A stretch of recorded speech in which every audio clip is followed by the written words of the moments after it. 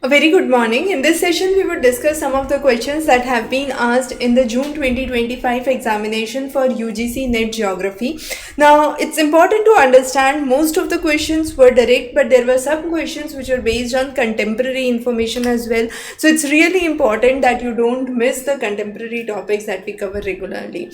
Now, the very first topic was the Ullmann's model for spatial interaction introduced which of the concepts. So Ullmann's model talked about three of the concepts and not one of these, and the three that it focused on was transferability, intervening opportunity, and complementarity. Now complementarity is the mutual supply and demand between the two places. Intervening opportunity is the intermediate opportunity which is present, and transferability is the ability or the feasibility or the cost of moving from one location to another location.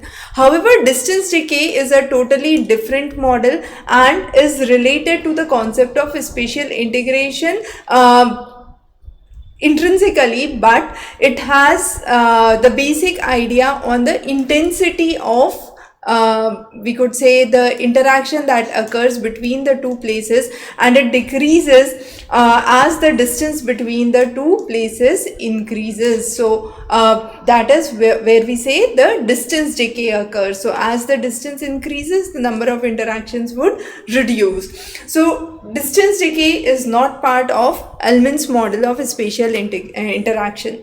The next is, according to the federal system in India, which of the following constitutional amendments have been given to grant more powers to local administration and local government? So under the 73rd and the 74th amendment, which 73rd which talks about the rural area, 74th talks about the urban area, both of these focus on the administrative powers to the local governance, and these came into effect in 1993, where in the rural areas we introduced the three-tier Panchayati Raj system. Now this Panchayati Raj system talked about the Gram Panchayat, the Panchayat Samiti and the Jilla Parishad in every state, and then the 74th Amendment Act which focused on the urban areas and the urban municipalities. So 2 is the right answer here. The next question is a very important question. One question every time asked from the sectors of economy: primary, secondary, tertiary and quaternary. This time the example was from quaternary, and among these, education belongs to what is called as the quaternary system. Now quaternary activities are basically the activities which involve the extension of the tertiary activities, which specifically deals with knowledge economy.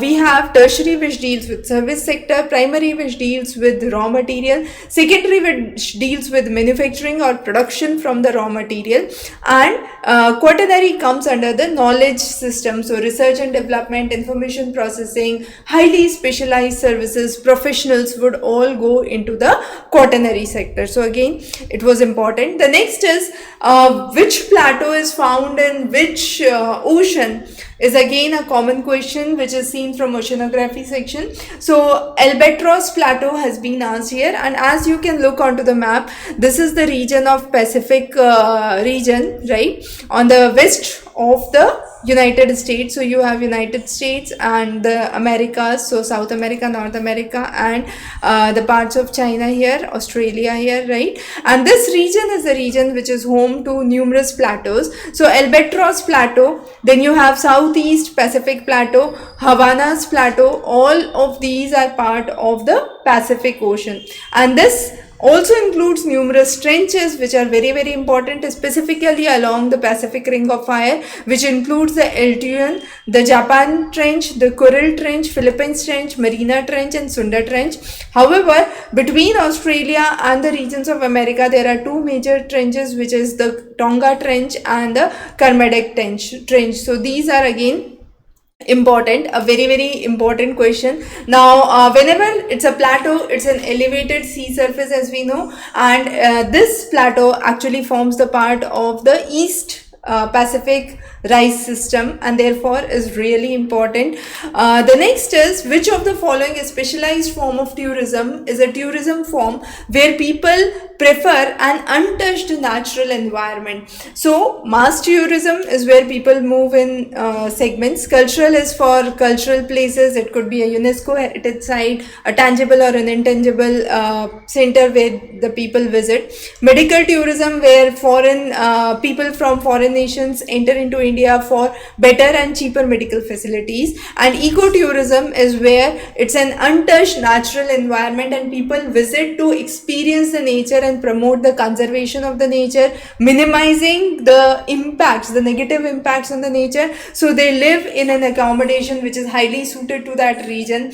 They get involved with the socio-economic people, the socio-economic life of the people, and therefore this is considered as one of the most untouched natural tourism. And promoting ecotourism has been one of the major ideas of the government in the recent years, right? So if you are looking to prepare for complete material, the complete PYQs and the study material postal course is available on the link below. So you can check out the content here for geography and you would see all the details here. So thanks for joining. Have a wonderful day.